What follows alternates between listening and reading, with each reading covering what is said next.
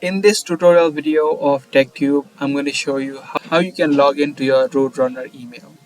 If you also have the account of a Roadrunner email, in this video let me show you how you can easily log into it.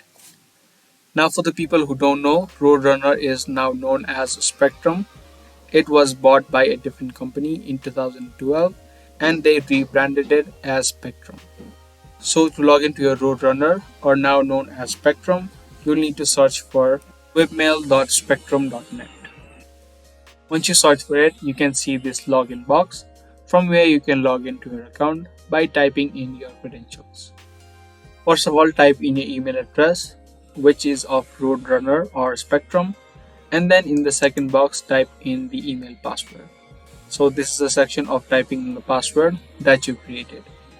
Now just in case if you don't remember your email or your password, you can click on these options. If you forgot your email, click on email, and if you forgot your password, click on the forgot password link and follow the steps to recover both your email address or your password. Now once you fit in both these boxes, you can check I'm not a robot and then click on sign in. And if the details that you enter are correct, you'll be successfully logged in to your Roadrunner or your Spectrum.net account.